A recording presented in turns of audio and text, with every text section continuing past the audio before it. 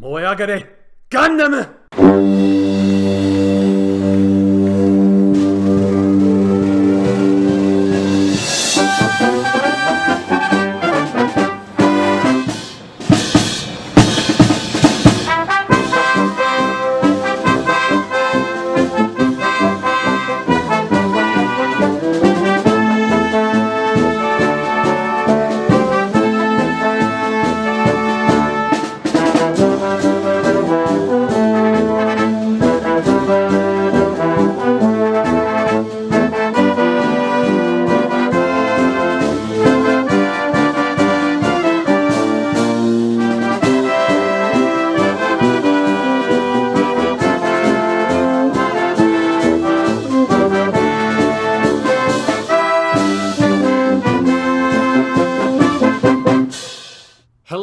Welcome to Weekly Suit Gundam, the bonus summer podcast brought to you by the folks at Weekly Stuff Podcast. I'm Sean Chapman. And I'm Jonathan Lack. And we are here to continue our deep dive into the wonderful and wacky world of Gundam by discussing the original anime TV series, Mobile Suit Gundam. This is part 3, and so we are going through episodes 14 to 25, going all the way to Odessa Day. And this is a very, very eventful set of episodes, Jonathan. Yeah, you always say it's wonderful and wacky. I think these episodes were pretty wonderful. I don't think they were very wacky. No. I'm just sad. I just, we were waiting to get the podcast started, and I had on my phone the list of episodes, and I was going through just to refresh myself what happened in these 12 episodes. And mostly I was just sad. It's very good. It's an extraordinary show, but this was a set of episodes where a lot of people I liked died on both sides of the war, because this is when you realize, okay, Mobile Suit Gundam is so good, they don't even need to do like a dual protagonist structure for you to fully feel for the quote-unquote bad guys. Yeah. Because Ramba Ral, he's not around that long, but I loved that dude. And he fucking died. Ramba Ral is amazing, and yes, he dies, but he dies a man. He dies a soldier. He dies shows a soldier. Everyone. So does Hamon-san. Yeah. And Ryu. And fucking Matilda-san. Oh my god, Sean. This show is fucking depressing. Yeah, no. Now you arrive at the point of Gundam where you understand. Now we're at the point of Gundam where I can tell you, Jonathan, that in the fandom, Yoshiyuki Tomino, the sort of mastermind behind Gundam, is known by another name. He's also called Kill 'em All Tomino, because he has a little bit of a reputation in a lot of his shows to kill off some characters. So now I can say that without spoiling things, that people die in Gundam shows. Absolutely, but it's like this show does, and I think this was the major revelation of this stretch of episodes for me. It does such a good job at sketching out characters on both sides of the conflict and making everyone feel pretty palpably human that you're never cheering for anyone to die. I'm at this point in the show where I'm never cheering for Amuro to go out in the Gundam and kill the bad guys and win. I'm like, oh god, if Amuro wins this one, it means that Ramba Ral dies. And then Hamon-san will be really sad. And then, she's attacking, which means she's gonna die. And it's a bummer. It's a real bummer, Sean. And that's what this set of episodes is. This set of episodes got so dark, it even made Mr. Bright, Captain Bright, I guess he's an ensign right now, but still, he's captain in our hearts. He was totally out of commission for 2 episodes because he was just fucking depressed. And I get it. I get it, Bright-san. Yes, it is. This is quite literally is the dark middle chapter of Mobile Suit Gundam, which is not to say that it's happy times ahead, but after this set of episodes, Char does come back, and with Char always comes a certain amount of levity. Yes, we got to the end of so the final episode we watched is the Battle of Odessa, and then at the end of that, and that episode I think is actually really interesting as the close to this stretch of episodes, because it is, I think, intentionally kind of a hollow victory, Yeah. And you're left kind of feeling oh, well, what was all that for?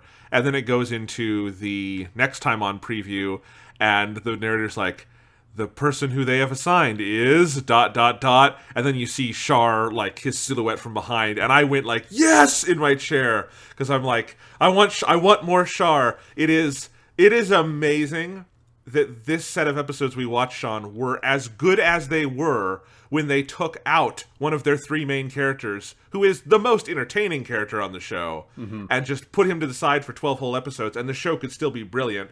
That tells you this show has some really good bones and really long legs, but also, I need me some Char, and I'm excited for next time.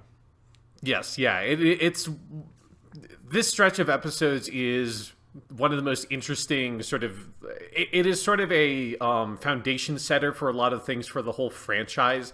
Like, it's this whole, like, okay, we kind of strip out one of the major characters, we focus in on just for in this case Amuro, and then a lot of Captain Bright stuff in this as well, and we really put Amuro, our main character, through the ringer in a different kind of way, of where, you know, you have in the kind of the middle of the stretch of episodes, Amuro deserts, and he, you know, that sort of self-questioning period, and that plot point, and the kind of the Ramba Ral character archetype, that is a thing that is taken up by a lot of other Gundam shows and other non-Gundam mecha shows as well, because it's this good, like, kind of mid-show beat of, we've fully established Amuro, he's fully decided to become a soldier, now he has to kind of deal with the reality of what that means, and so he goes on this kind of journey for himself of how he can reconcile sort of with himself, of like his kind of self-identity issues with being a soldier, being on the ship,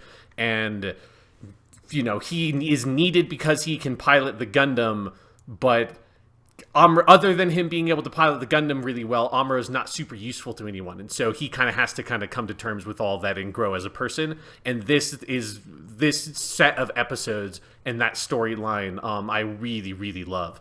Oh yeah, it's an extraordinary set of episodes. It's just a very depressing one. I'll tell you, you get to the episode where Ryu dies, and I had carved out a time where I was going to watch like 2 or 3 episodes that night, and the first one was the one where Ryu dies. And you get to the end of that episode, and Bright just fucking collapses and starts weeping. And I was like, I'm not going to be able to watch any more of this tonight. I'm going to have to go sit in that chair over there and just think for a while, which I totally did. I just had to, like, sit in silence for a while. I'm like, I can't. This is so much. And, yeah, it's really extraordinary. I think, you know, I'm really curious I'm really excited to get into a lot of what we're going to get into today, because I think we laid a lot of groundwork last time with talking about sort of the major characters, and there's a lot of new, interesting stuff to still talk about here, including, I think, one of the other best things about this stretch of episodes being just the real sense of this complete mishmash of a crew, mostly of amateurs and civilians, really starting to feel like a military unit, you know? Like, yeah. I'm really starting to get a feel for Mirai-san and her role on the ship, and Seila-san and her role on the ship, and Ryu before he fucking dies, and Hayato and Kai, and, like, I can name all of these characters now, and I could name most of them last time, but, you know, a lot of them still had not had significant screen time, especially when you had Char taking up, you know, half of an episode, and that side of things with Garma. But now you really start to get to know the crew, and I really like these people, and I really like seeing them all, you know, cohere as a unit. And then when tragedy strikes, it strikes very, very hard. And yeah, you know, one of the weird, interesting themes is if you listen to our main show, the Weekly Stuff podcast, the other show we've been talking about this summer is Game of Thrones, because you just finished watching that show, and we did a big episode on it. And like, one of the things we've been talking about is that show's mostly undeserved reputation for being ruthless at killing characters, when really there's only 2 or 3 characters I think you would say you would not expect to die who died, right? Yeah. And Gundam, like, is way more indiscriminate in this stretch of episodes of just, like, they're not killing Amuro or anything, but, you know, Ryu, Ramba Ral, Hamon-san, Matilda-san, like, all of these characters who, you know, they come in, they're not even in the show that long. It's not like there's a big lead up to their death where it's obvious it's coming, maybe for Ramba Ral, but, like, you know, there is a, like, indiscriminate killing of, you know, war sense to this show that, like, cuts me a lot deeper than the death parade that American television often is these days. Yeah, I agree. It's something of where It's another one of those things of where I had to stop myself a couple of times talking about Game of Thrones, because I was going to compare it to Gundam, and then was like, oh, Jonathan's not at that shit yet. Like you probably, if you listen back to the last weekly Suit Gundam episode and listen, anytime I talk about Ryu, you can probably hear me like have to kind of step around because he's such a hard character to talk about without spoiling that, because his death is such a massive turning point for the show, because it comes almost like exactly at the halfway point. And yeah, so I think Gundam has that quality that you're talking about of it is a war show. It's a show about war. And so characters have to die. And so for basically every major Gundam show, like there are some that don't quite do this, but certainly almost all the Tomino ones have this quality to them where it's like characters are expendable. Obviously, Amuro's not going to die, you know, maybe at the very end. Like any of those, like any character like Amuro, Char, Bright, those kinds of characters could only die at the end of a show. Because if you kill them off, then the show doesn't exist anymore. But that's true of every show ever made. Like there's no exactly. show that... Yeah. You can't, unless you're Dragon Ball, and so killing off your main character just means you go to the spirit world, right? Anything else, you can't just kill off the main character because the show is over. Anyone other than that, it feels totally expendable. It feels like, yep, like you could do a story, and especially with the pacing that Mobile Suit Gundam specifically moves at, you can go from one episode to be like, yeah, no, this is totally fine, to the next episode doing all of the setup, the build-up, and the payoff of a character's death, and the show has such a strong, like, iron grip of its pacing that it can execute that, which is how I feel about, like, Matilda's death in particular, is like, nope, all of that is set up and built up and executed on in one episode. It's not something that has to be foreshadowed over the course of multiple episodes the way that that kind of stuff typically would be done in a show, because this one is so ruthless about its pacing and so perfect in that regard. Kill 'em all Tomino, huh? Yep. I have a sense it does not get significantly happier from here, although there will be more Char, so there's that.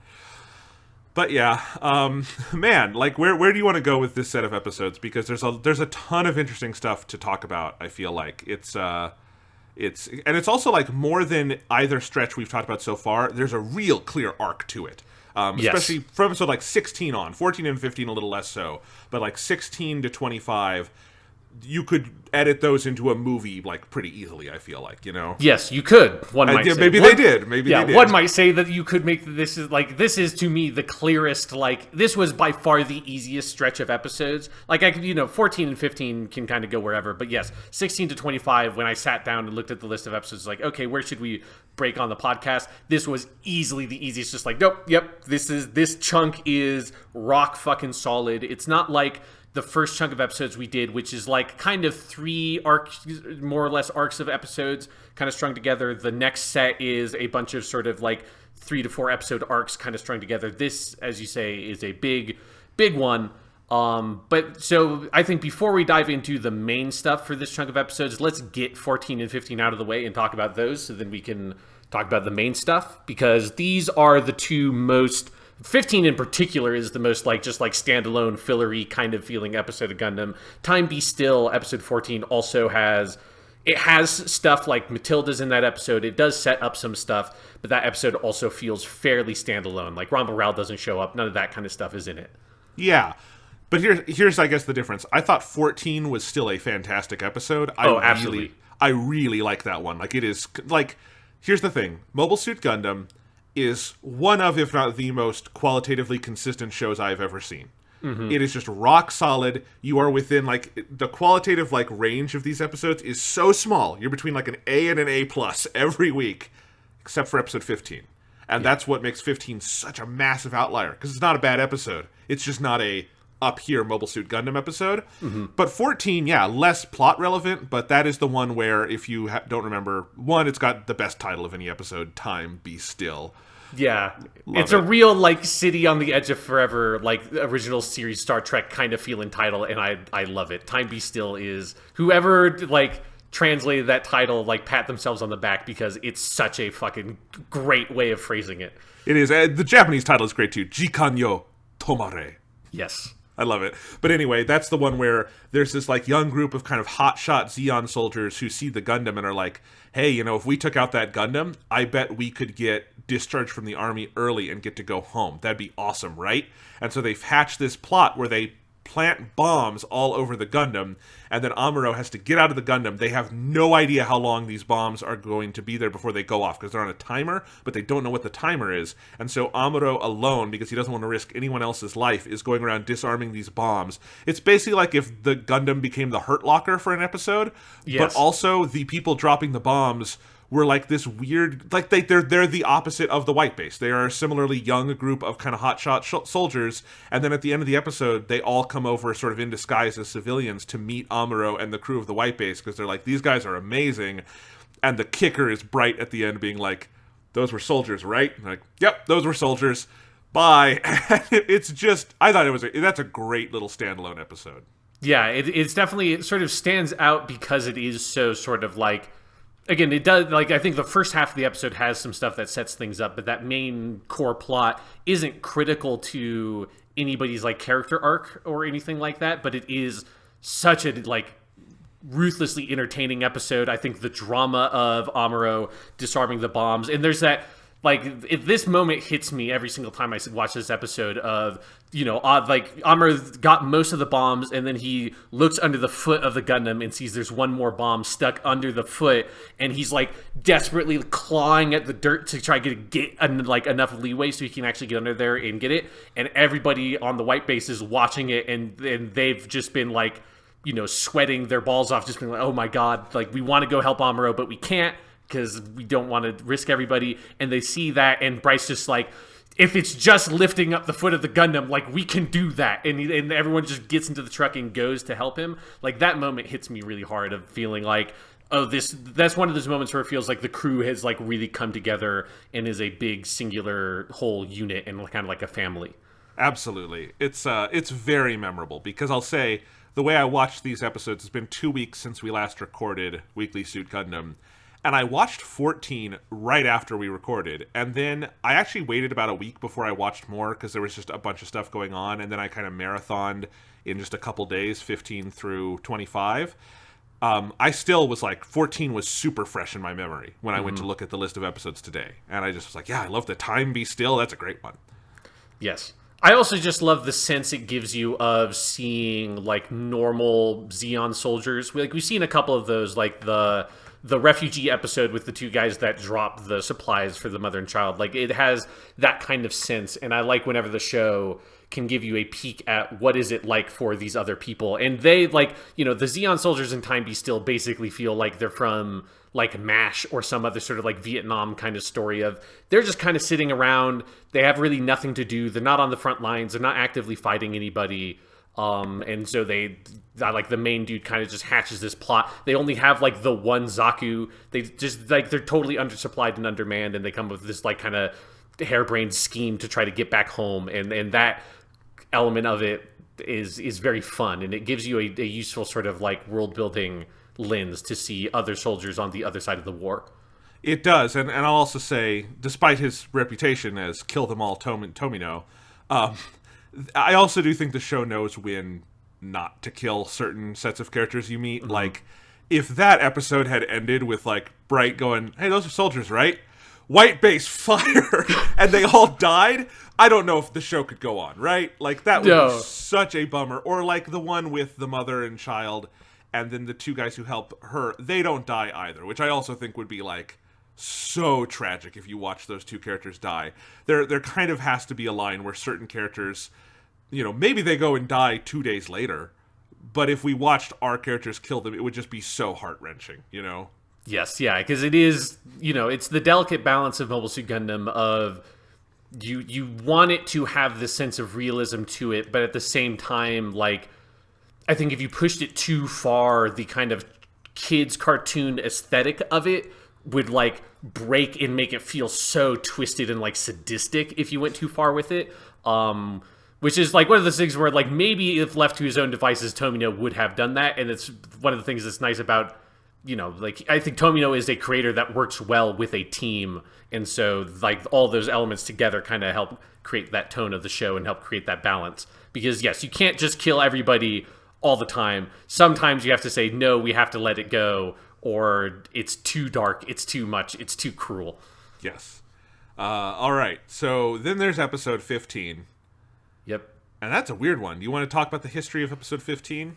Yeah, so episode 15, Kukuru's Doan's Island, is an episode that has never been officially released in English. It never got dubbed. So, like, if you look at the list of episodes, it's like there's this one episode that conspicuously does not have an English release date when they did the original dub in 2001. It's not on the Blu-ray. It's not on any DVDs. I literally think it's never been released over here. And it's not for the reasons why that kind of thing usually happens, of there's something that is, like, you know, culturally insensitive or is aged in a bad way, like old racist cartoons. It like gave everyone seizures, like the Pokemon episode with Porygon. Yeah, there's no sort of like weird specific health thing like the Porygon episode. There's no like music licensing, or it's nothing like that. There's no concrete reason for why, and I don't think Tomino has ever really spoken in detail. Every time he's talked about why, it's been very vague, and it's mostly that the episode is clearly an outlier in terms of quality, both just in terms of like the story is so kind of just like weird, and this episode could basically just be plopped anywhere, and it doesn't matter. Even like, again, 14 has some standalone elements to it, but that episode fits into, like, you couldn't take Time Be Still and put it anywhere else in Gundam. Like, it needs to be here. Kukuru's Doan's Island could have been 5 episodes earlier. It could be maybe not 5 episodes later, because then it's butting right into the Ramba Ral stuff. But it could basically be anywhere as long as you're on Earth. And so that, like, even though Gundam is episodic, and like each episode does like stand on its own in the sense that it tells its own story, they all fit together like precisely into a bigger whole. They're not interchangeable kinds of episodes. It's not that kind of episodic. So it stands out that way. And then also, like, the quality of the animation is clearly poor. Like characters, Amuro looks weird for almost the whole episode. Most characters just look off model. It's not a bad episode from like the standard of a normal anime. Like any other mecha anime, Kukuru's Doan's Island, that's a totally acceptable, fine level of quality for that. You know, maybe the animation stuff is a little bit exceptionally bad, but other than that, like, it's totally fine.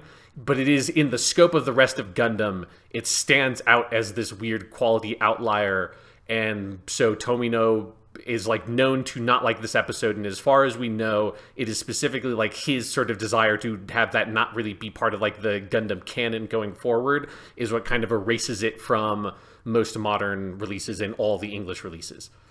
Yeah, and it is interesting because you could totally skip this episode. Like, if you buy the DVD set and it doesn't have this episode, I would not tell you to like fret about that DVD release. You know, you're not really missing anything. There's obviously nothing plot related, and if you just skipped it, you would never know there was this adventure in the middle. Whereas I feel like every other episode, where they start and end clearly leads to the start and end of the next episode, even if there is episodic storytelling in there. That's totally absent in this one.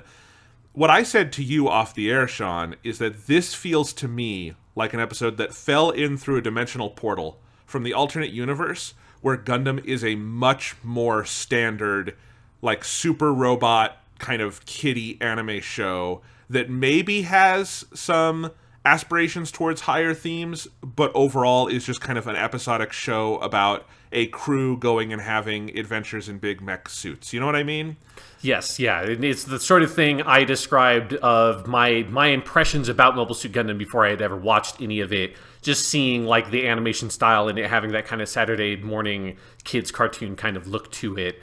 And yes, like Kukuru's Doan's Island, it definitely feels like it's one of those. Like it feels it feels like it doesn't have any of the real storytelling ambitions that the rest of the show does.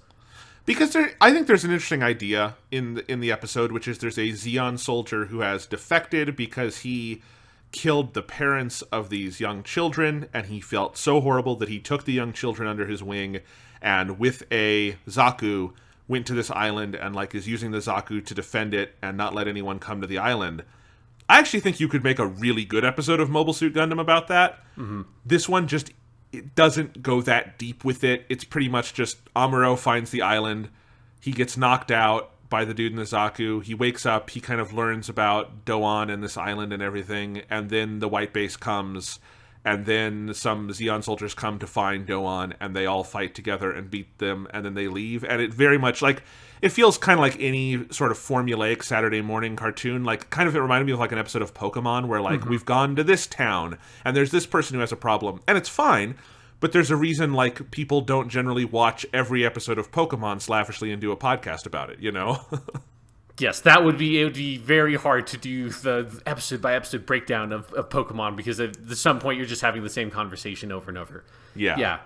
There's a couple of things that I do like about it, and the reason why I think even if you do buy the Blu-rays, you should watch this episode. There's two things in it. One, Cuckoo's Doan goes on and on about like mobile suit martial arts, which I find very funny. And it's one of the things that's like dumb and does not really fit into Gundam, but I like that phrase, and I think it's very goofy, and it's like a vision of things to come when they make Mobile Fighter G Gundam, which is literally a show that is about mobile suit martial arts, and it's like a big ridiculous martial arts cartoon. The other thing that legitimately, this is the one thing about this episode I really, really love. Near the beginning of the episode, when Amuro is going to go to the island, because they get the signal or whatever it is that they're following, Amuro's in the Gundam, and so he has to go from on the land in the Gundam to being in the core fighter, and so the Gundam gets down on all fours, and this is like, and Ryu is in his ship, like watching this happening and just being like, oh, this is so dumb.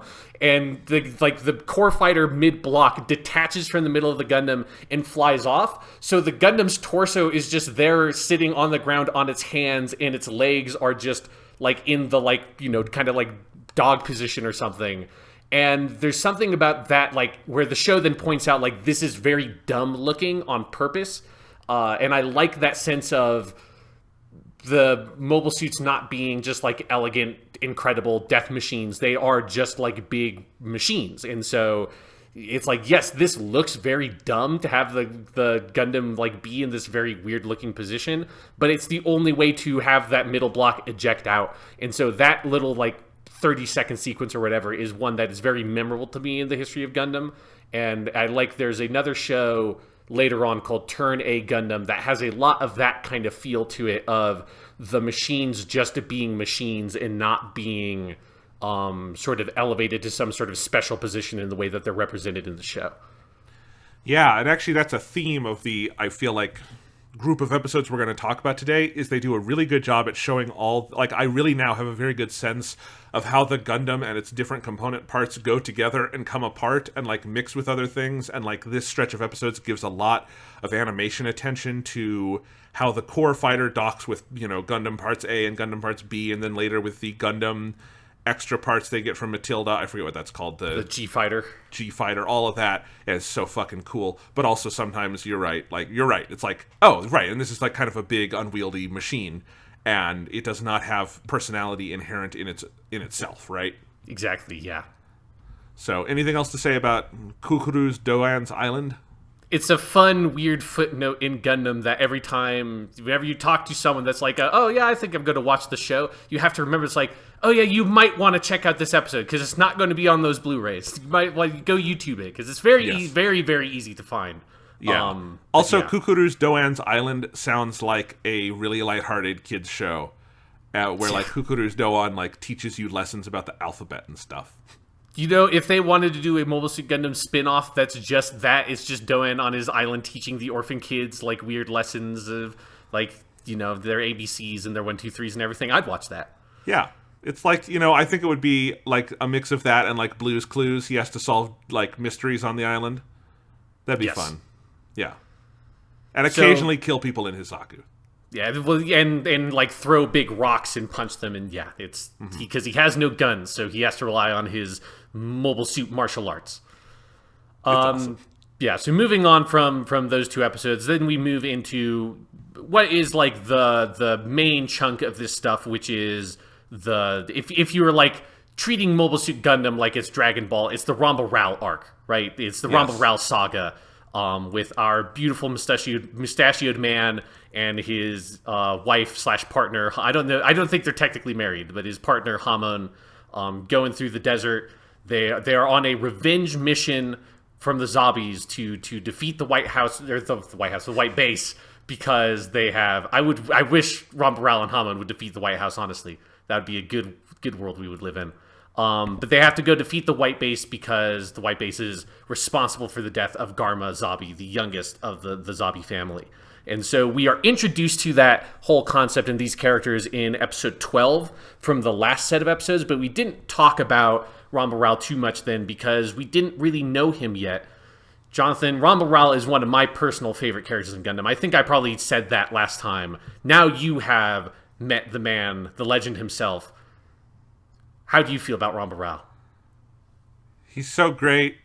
He's gone too soon. And he has the best name in the history of fiction. Ramba Ral. And it sounds so good when the actors say it in Japanese. He has an amazing voice. He's an amazing character design. And, you know, for the first couple... Because this is a kind of a 6-episode stretch here. Starting with the one where Sayla goes AWOL for a little bit to when Hamon does her suicide run. That's 6 episodes. Yeah. And, you know, at the beginning of that, we know Ramba Ral because he's in what we come to know as the Gouf suit, which I love. In English, it sounds like we're making fun of the suit. That's the Gouf suit, but that's not. It's Gouf is how they spell it in the subtitles. But anyway, so he's in the big, and it's the first mobile suit that like gives Amuro a real challenge in the Gundam. You know. I mean, Char gave him a challenge, but because Char is really good, not because his suit is special. The Gouf is, like, big enough to, like, really give the Gundam, like, a workout. And we know he's there, and we kind of like him in the background. I feel like the turning point really is in the episode where Amuro deserts, and he's in this little town, and Ramba Ral comes in with his units and with Hamon, and he's buying them all dinner at this little inn, and Hamon notices this kid and is like, hey, you know what, pay for him too. And Ramba Ral's like, yeah, great idea. And you realize, and I think that episode, it's not even the full episode, it's like 5 minutes. But those 5 minutes in terms of humanizing him and Hamon, because I don't want to forget her. She's really great too. And you don't get Ramba Ral without her. Humanizing him as like, he is this very sort of fatherly figure to his units. He is deeply respected because he's very talented, but he seems like he's also very, very decent. Like, this is not a guy who would ever go commit a war crime. This is not the guy who, if he were in charge of the Principality of Zeon, they would be doing anything particularly evil, I don't think, you know? Like, but he is on the side he is on, and he is trying to do the job he's been given, and you really like the guy, and Amuro really likes the guy, and it's really hard from that point on to view this fight between these two cool mobile suits as anything other than, oh god, war is horrible. And I think he, to me, is like, his character is a major turning point in the show, because we've had interesting characters on the Zeon side, like Garma Zabi. I'm not particularly sad when Garma dies. Yeah. I'm mostly laughing because Char is such a fucking bastard. If Char died, I would be sad because Char is awesome, but not necessarily because I think Char is a good dude. Ramba Ral is the first major foe you see where you're like, okay, even up into the leadership ranks, the point of this show is not, this is an evil empire and everyone is evil. The point is, this is a war and there's bad people kind of on both sides and there's good people on both sides. And Ramba Ral is stuck in the middle, and it's a big wake-up call for Amuro, and I also feel like it's a wake-up call for the audience. And yeah, he's only in a couple episodes, but I agree, he's one of the best characters. Yeah, and his shadow looms large over the franchise because there's, you know, it's not as much as Char. Like, Char is a character that basically at a certain point, after a certain point, every single Gundam show has a Char-like character, a character that, like, is not Char because it's, you know, set, it's Gundam Wing or something, it's set in a different universe, but is modeled very clearly after the kind of character that Char is. And same thing with Amuro, in like every Gundam protagonist is either another take on Amuro or very deliberately trying to contrast with Amuro, and you can never escape Amuro, you can never escape Char. Ramba Ral's not quite that major a figure in the whole franchise in terms of it never being able to escape the gravity pull of Ramba Ral, but he is he's this character that I feel like does so much to deliver this message of Gundam. While Gundam sometimes can concern itself with the larger ideologies involved with the conflicts it depicts, Gundam is much more focused on war at an individual scale and its effect on individual people and individual characters. And in that sort of framework, you can never boil it down to everybody that's on this side is a bad person, everybody that's on this side is a good person. And that's not like both sidesism. That's not centrism. That's not saying that like the Zeon forces and what the Zeon is fighting for is just as valid as what the Earth Federation is fighting for, or their outcome would be just as good. The Zeons are space Nazis. They need to lose the war. The Zabis specifically are space Nazis, and they need to lose the war, and they need to lose their power. But they have millions of people fighting for them, and there are millions of people in the Zeon army. And so some of them are going to be good people, and some of them are going to be better people than some of the guys that we know. You know, like Ramba Ral, it seems like a much better human being than fucking like Kai. I like Kai. Kai's a good guy. He's cool. But you know, I wouldn't like vote Kai for president the way that like I would like elect Ramba Ral to a major position in office because I trust that fucking dude. He would do the right thing. Or like, let's put it this way. Kai, when he reaches Ramba Ral's age, will probably not be Ramba Ral. No, yes. Kai is a cool guy. He's not Ramba Ral cool. He can't grow that mustache. It's just not in him. And so, yeah, like Ramba Ral delivering that message of this is not so simple as all the Zeon people are evil, all the Earth Federation people are good, you just kill all the evil people and the good guys win. It just doesn't boil down to that when you're on this like very individual zoomed in scale of this one ship fighting this other group of people.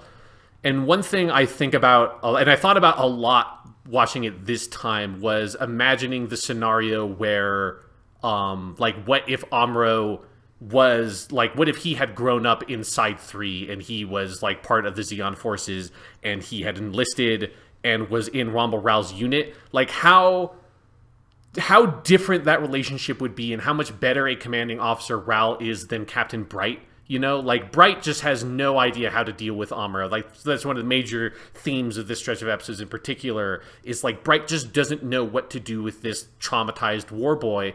And Ramba Ral in one meeting, like already is able to turn Amuro into way more of a soldier than Bright has been able to do for the entire run of the show so far, because Ramba Ral inspires the people around him very naturally. Ramba Ral is kind of the first leader we've seen.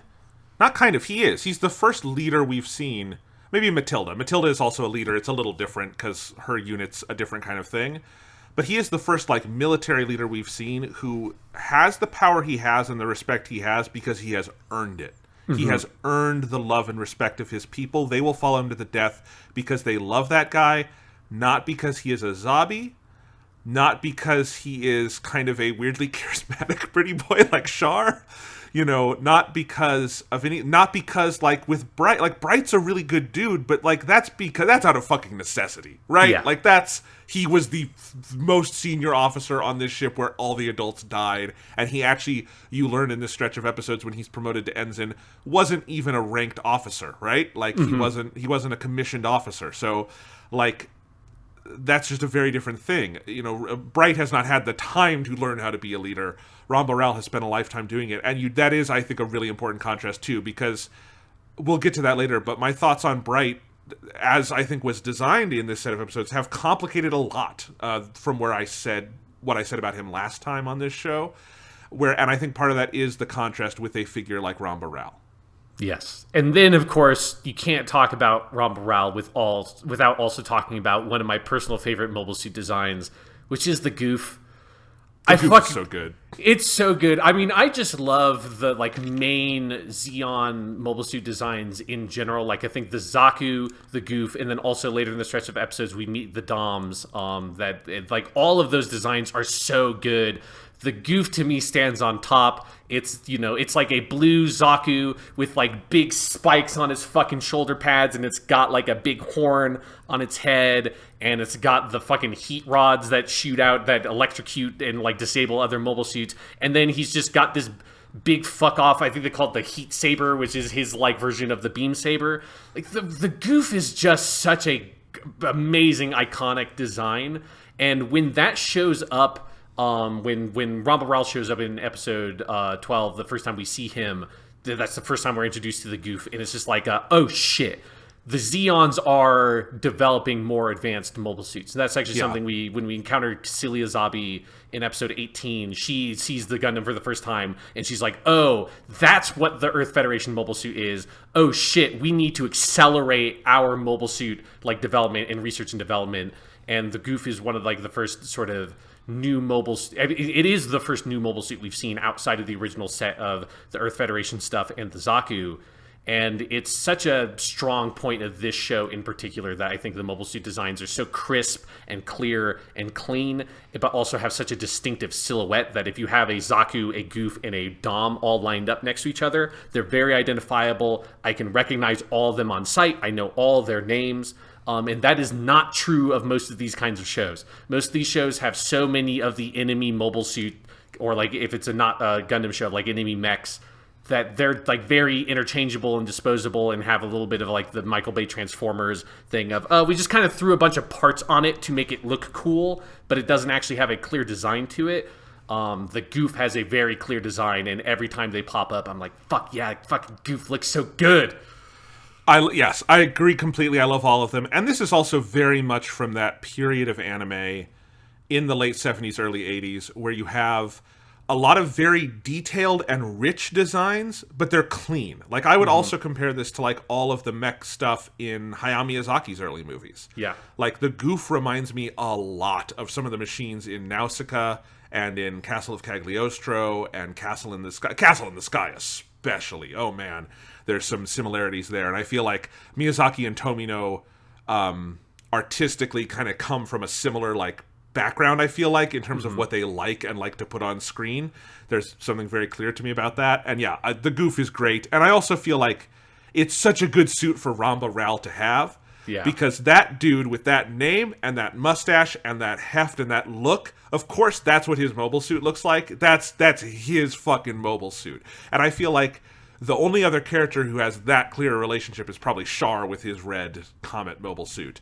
Yeah. And even then, that's mostly just because it's red. This is like, nope, that suit belongs to that beautiful man. Yeah, and that's why when after Ramba Ral is defeated, you have a couple of like Goufs that are just piloted by kind of no-name soldiers on the Zeon side, and Amuro is able to dispose of them relatively easily. And that's like one of the things that Amuro learns in this whole course of episodes is that like, oh, right, it's not just about the machine performance, it's so much about who is piloting it. So the Gouf is a powerful mobile suit, but it's because it's being piloted by this truly powerful man that it is as formidable as it is. And that's, you know, that's part of like why Ramba Ral is in the show, and what he kind of delivers is this like, it's about the soldier. Like this, like Ramba Ral's effective. Like Ramba Ral almost defeats the white base without a single mobile suit in his final attack. Like he does not need these machines. They are tools that help him, but he is the mind behind it, and that kind of power. That's the kind of stuff that Amuro needs to understand and hear, and something that nobody else on the white base can do for him because they're all amateurs. None of them are professional soldiers that have lived this whole life the way that Ral has. Absolutely. And that's actually another thing I think he provides the show at this stretch that's really important, is the kind of challenge he provides. Because up to now, the white base has mostly survived because of superior technology, right? Yeah. And this is the stretch of episodes where that is no longer enough. And I think that's what makes this such a riveting stretch of episodes, is that these victories are even more skin of their teeth. It involves death of their soldiers as well, in terms of Ryu and later Matilda.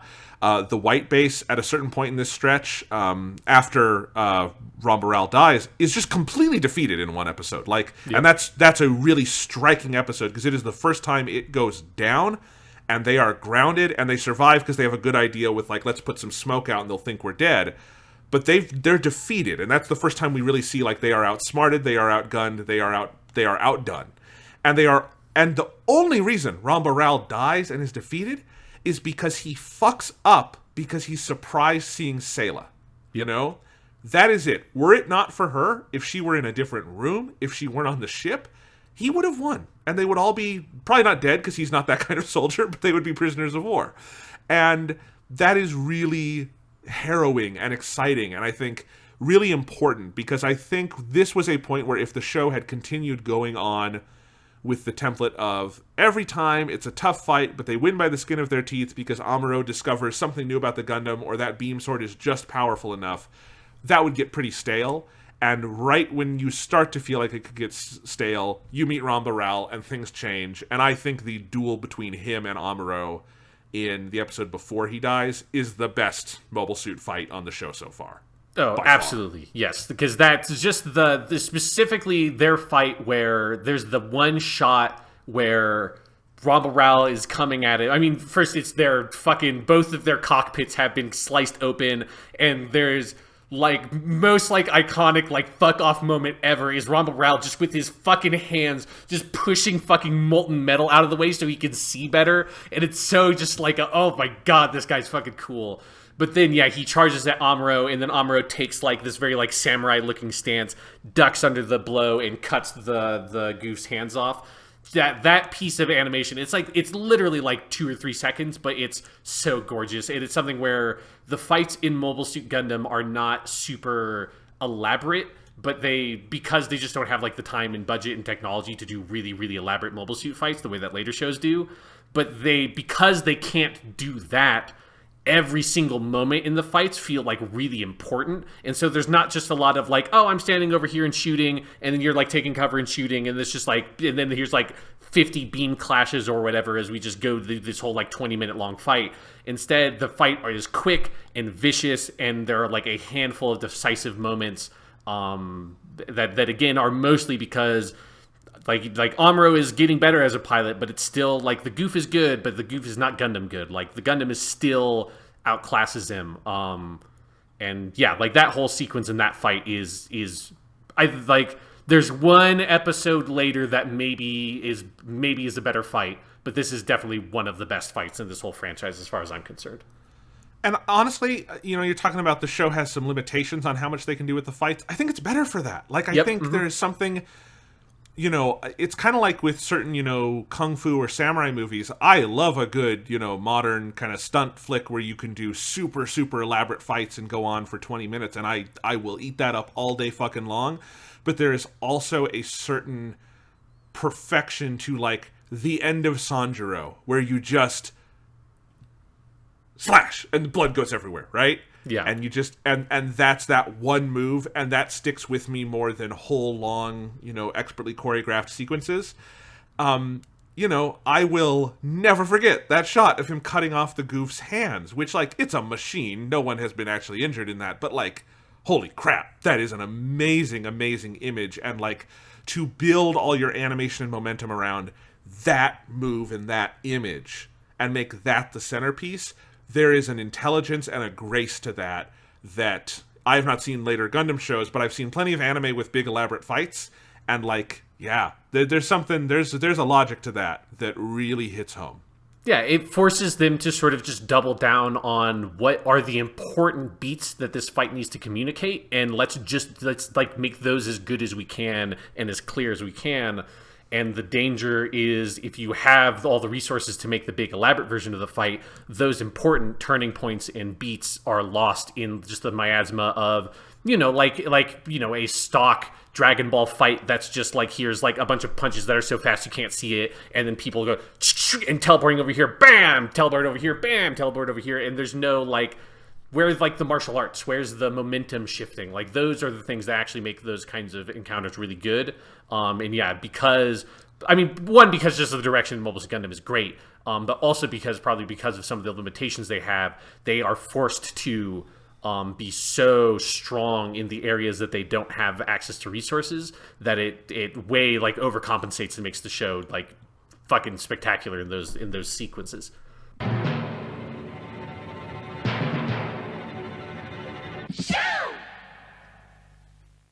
Do we want to talk about kind of Amuro's arc here and what happens with him deserting and meeting Ramba Ral and coming back and kind of recommitting himself?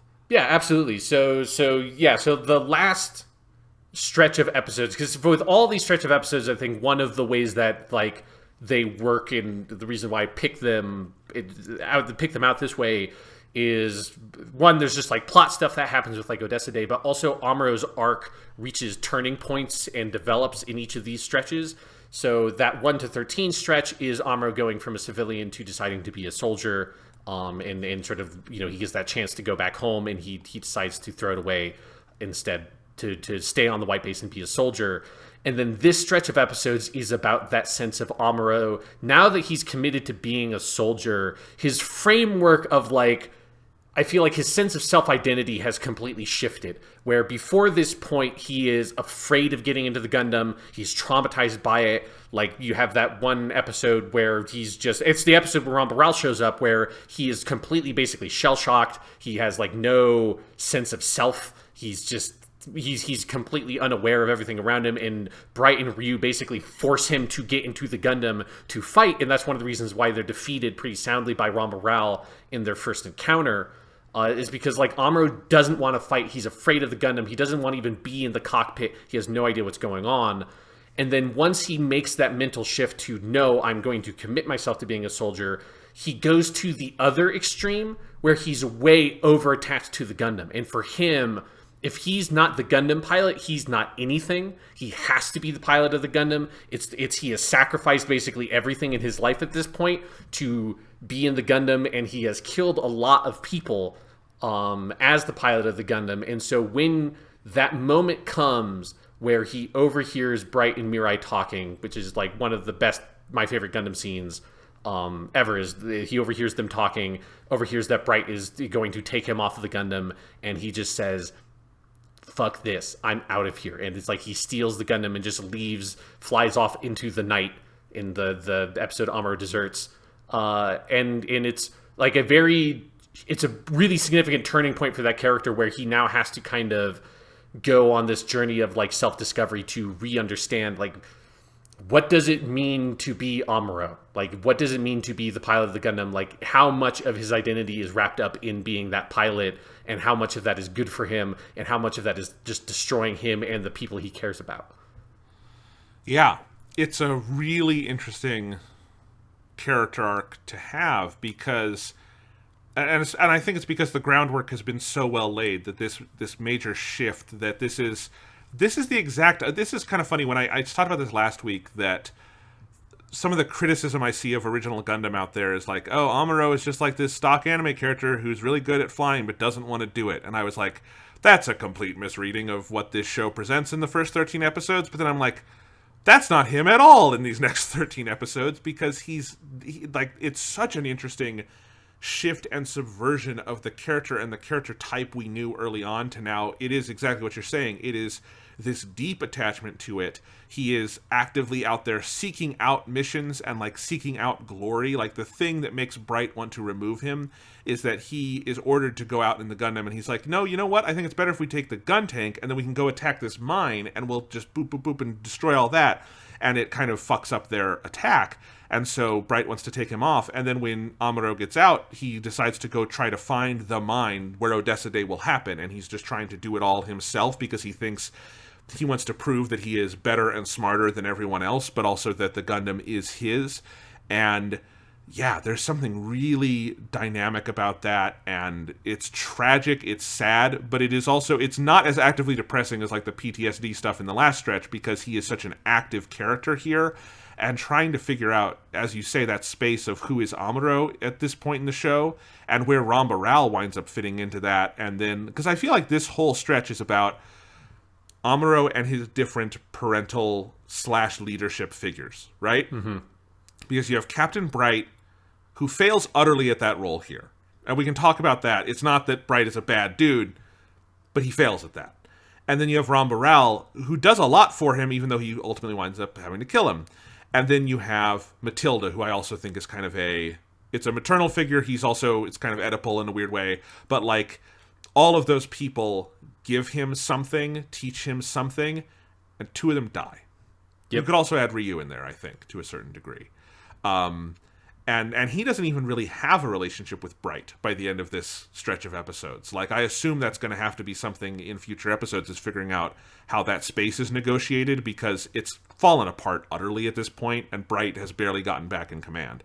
So, I think it's a really interesting character stretch for him, and then you can't talk about him without talking about the journey Bright goes on at the same time, because one is sort of ascending as one is falling.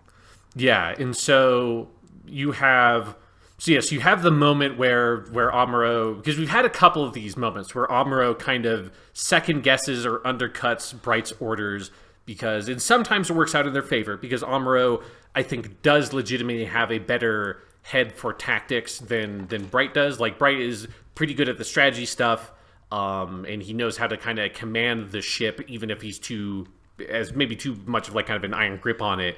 But Amuro has a really good head for tactics, and the only reason why he was wrong about deploying that gun tank is because the soldier signals Ramba Ral, the soldier that they've that they've captured in Sayla's Agony episode, signals Ramba Ral, and so Ramba Ral knows where the white base is, and they come and attack, and so then Amuro needs to switch into the Gundam really quickly. But for the scope of the mission that they had, Amuro was basically right.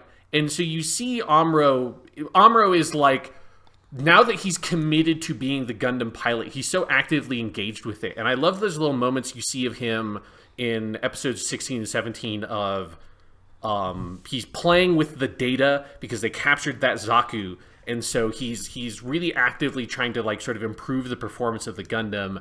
And that sets off one of the main themes of him over-relying on that data, over-relying on the technology and the computers, and kind of under-guessing or underestimating the amount that the specific context and the specific pilot plays in the performance of a mobile suit in battle.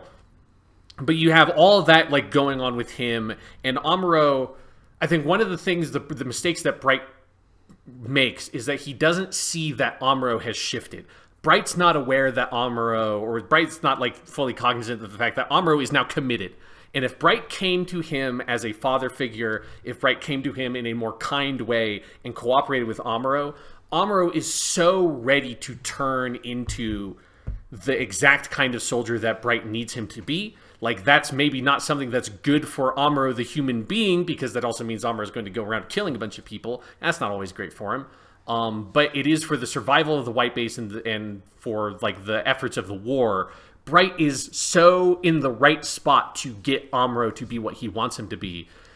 But instead, Bright thinks like the best move is to take him off of the Gundam instead, and is so unaware of like how damaging that's going to be to this kid, because he's never really talked to Amuro. He doesn't know who Amuro is. He's never bothered to establish any sort of one-on-one relationship with him. The only time he ever fucking talks to Amuro is through like the comms when Amuro's out in the middle of a fight. And so that dynamic of Bright not really seeing his soldier properly, and as we find out later when he's talking to Ryu, he's afraid of Amuro, and he's afraid of what Amuro can do. His inability to kind of like see Amuro at face value and kind of approach him as a person is what sets this whole series of events off that has Amuro escape the white base. Yeah, and it's an interesting dynamic because obviously Amuro is not blameless here either, no. Obviously. He's making, like, this stretch of episodes is the crew of the white base making mistake after mistake after mistake, and the kind of, even as they are cohering as a crew, they are doing better at like the micro of like day to day, let's do this, and the macro, they are just fucking up left and right. And it's where you really start to see they're a group of amateurs, grossly understaffed and under-resourced for this mission and under-trained. That really starts to break down in this stretch of episodes, where, yes, they are challenged more than ever before, but they're also open to some of those challenges because they keep fucking up, Mm-hmm. And that is a really interesting dynamic, where you have Amuro and Bright as kind of the two leaders, and the fuck-ups they are both making in not communicating, in not listening, in not trying to make things work, in being stubborn, and then the characters kind of under them having to clean up messes, like Mirai, who is such a good person and trying so hard, but when it comes to leadership, she's like, woefully undertrained for this and like unprepared for like just being decisive. And Sayla makes mistakes early on that gets them into, we're not even fully sure of what Sayla's kind of overall motivations are, but she's making mistakes.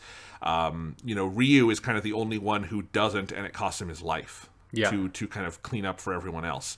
And that's part of the whole wake-up call that happens. I think this is why it's so interesting to talk about, is because the lines are just so blurred, and morality is not really the issue in these episodes, because everyone who's fighting is a good person. When you have Ramba Ral and Hamon and Matilda, and like, you have M'quve, but he's over.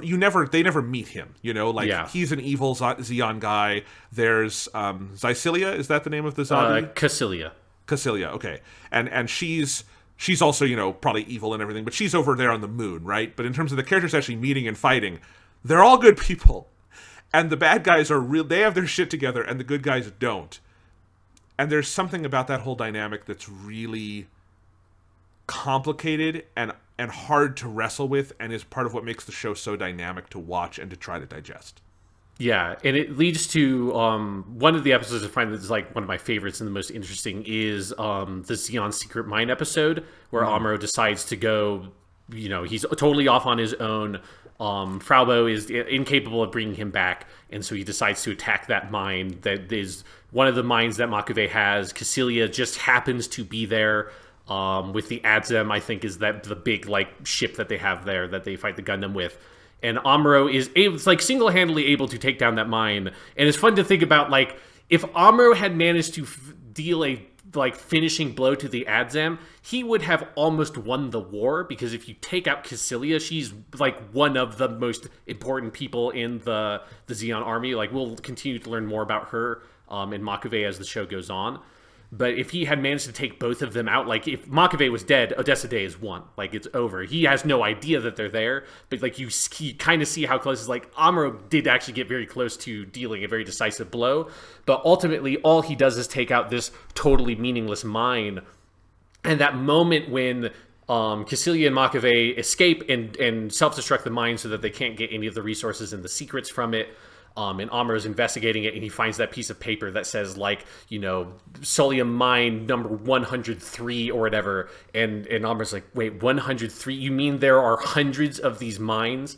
And so this is not at all what Odessa Day was about. Odessa Day is not about taking a mine. It's about taking the whole, like, front where the mines are. It's not about taking out one base. And Amuro's inability to sort of, like, grasp that larger kind of abstract picture of what the war actually looks like. He's so because the only thing he's known are these like individual battles. He's so focused on, if I just win this one fight, I take this one base, that means we've won this whole operation. It's like, it's, you don't win D-Day because you took a single town, right? Like, that's not how war works. And then you have this really beautiful moment where Amuro leaves the base and then sees a Zeon soldier who's on like in the wreckage, and he brings him the water in his hands and has this moment, and then the Zeon soldier tells him, if you are the pilot of that mobile suit, wink wink, don't be too soft on your enemies or it's going to get you killed. That whole episode and that arc, like, it stands out to me really distinctly, and it's one of my favorite episodes because all those beats are so important in sort of building up where Amuro is going as a character. I'm hearing the music in my head. I'm seeing the images flash by. It's so resonant. And I also just have to give another shout out to my boy, Toru Furuya, who continues to give one of the best performances I've ever heard. Period. Yep. Live action, animation, whatever. As Amuro, my fucking God. He is so good in this stretch of episodes. Yeah, he has so much that he needs to play. Like, because Amuro goes through so many stages of being very confident to then, like, feeling so vulnerable. I mean, that moment when he decides to leave the white base and he bumps into Frau Bow, and he's, like, trying to play it cool, and he's just like, oh, yeah, no, I'm just leaving the white base. No, Bright and Mirai just said that I'm not needed anymore, so I'm just going to leave. And he's like desperately trying not to cry. And then she grabs him and he says, don't touch me. And he just like breaks into tears. That moment is so well played and is so raw in a way that like is what you need from that kind of moment. And I think sometimes that's a hard thing to capture. And he does such a great job of it. Yeah, from things like kind of that small and nuanced and subtle to, at the end of episode 24, Matilda-san! Yeah. Just these incredible primal screams. Because I've only heard Toru Furuya in roles like Yamcha on Dragon Ball, where the weight of the show is not on him at all, and he can kind of have fun on the side, or, as is increasingly the case in the story of Dragon Ball, in the background, right? Yes. And he's fucking great at that. but I've never heard him in a role where, like, the weight of the entire production is on his shoulders, playing a character for whom the weight of the world, the solar system, is on his shoulders. Wow, what a fucking performance! It is fun to go back to someone who is famous and well known and see their first big role and be like, that is why Toru Furuya is still a name in this industry, right? Yes, that's why he's like, he's had so many huge roles. Because again, he also, like, he's fucking Seiya in Saint Seiya, which Saint Seiya never got hugely popular over here, but that's one of the biggest fucking media franchises in Japan. And Yamcha, which when he was cast as Yamcha, that was when Yamcha was big. I think they were, when they cast Yamcha, I feel like they probably were expecting Yamcha to like continue to be one of the most important characters and not to be like he's the chump who can't even win a single round in a World Martial Arts tournament. But it turns out that they cast the perfect guy to play that character too. Yes, I mean, well, Yamcha was one of the original set of characters who Akira Toriyama handpicked. Yeah. Like with Masuko Nozawa and everyone else in those first like 13 episodes. But yeah, we're getting a little off topic, but what a fucking performance. Yep, he holds it up. While you've mentioned her a couple times, I also want to say Frau Bow. I explicitly said last week, I'm waiting to see more of that character, and I'm really curious when we do. I still think there's more to come. I'm sure there is. But I thought we're starting to see some really interesting stuff with her in this set of episodes as that role as like the maternal figure on the ship breaks down a little bit. Because it's not enough. You find out it's not even fully needed because it's not really helping anyone. She starts working on the bridge more. She is taking care of the kids, but like it's going and trying to find Amuro and realizing whatever this relationship they have it's not enough and it's not what it once was. It's still kind of a background character, but I found her really compelling in a lot of moments here. Yeah, no, I really, really like Frau Bow, and this is some of her like most interesting stuff where you're seeing like their relationship starting to fray and come apart, and she's still so committed to Amuro, whether or not you read that as a romantic thing or a platonic thing or just a like she's such a compassionate, like kind person, and Amuro is suffering more than anybody else on that ship. So I think like she's partially drawn to him because of that. Like she's always, the first time you meet them, she's mothering Amuro because he's up in his room tinkering with his fucking robot bullshit, not eating properly, all that kind of stuff. So they've always had that kind of relationship. And yeah, her constantly like pushing for him and advocating for him and him not giving her anything is like, there's something so kind of like tragic and sad about how that dynamic starts to play out where they are the two closest people on the ship. Like they're the only people on the white base that have some sort of pre-existing relationship, really. Like they know Hayato, but other than that, like nobody else really knew anybody else. Everyone else is meeting everyone for the first time. Amuro and Frau Bow were already friends, and yeah, that relationship is not enough because it's not what Amuro needs. It's not what he's like willing to hear in those moments. And yeah, having her constantly go out and advocate for him and kind of only get shit for it is so sad to see, but it's an important dynamic. And yeah, we'll continue to see how that relationship evolves over the course of the rest of the show. Because you see this a little bit with Matilda too, as Amuro, there's also a sort of coming of age element here where he is interested in girls, clearly, He has kind of a crush on Matilda. Frau Bow has some kind of, torch for him, I think. But it's the question of, is he looking for a mother figure in all of this or a lover figure? With Frau Bow, it's both and neither. And with Matilda, it's both and neither. And I think that space is very interesting as it's negotiated here. And then it's completely unresolved with Matilda, too, is part of what makes her death really hard on him. Because I don't think he knew what the hell he was feeling, right?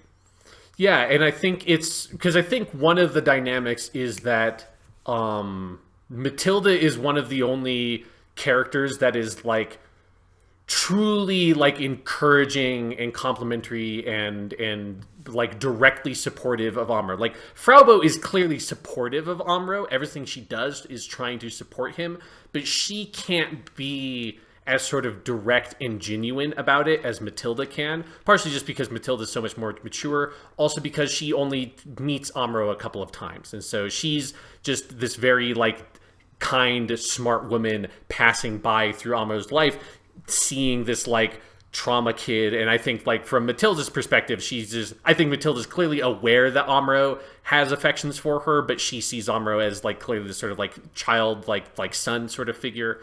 Matilda is a smart, competent, mature adult who knows what a healthy relationship is, and if she were on the white base, they would all be so much better off.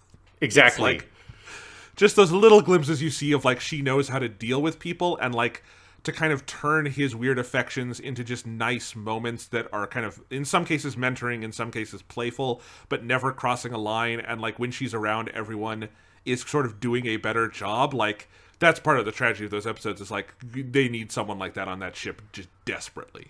Yeah, and it's interesting to just like contrast those relationships of Matilda with Amuro and Frau Bow with Amuro, where like Frau Bow, I think, wants to be and is trying to be to Amuro what Matilda is, but she can never quite get to that place. She's always just kind of poking him and pushing him, and it's not her fault. Like, Amuro's a frustrating dude, particularly in this set of episodes. Like, he's done something colossally fucking stupid in stealing the Gundam and deserting the ship.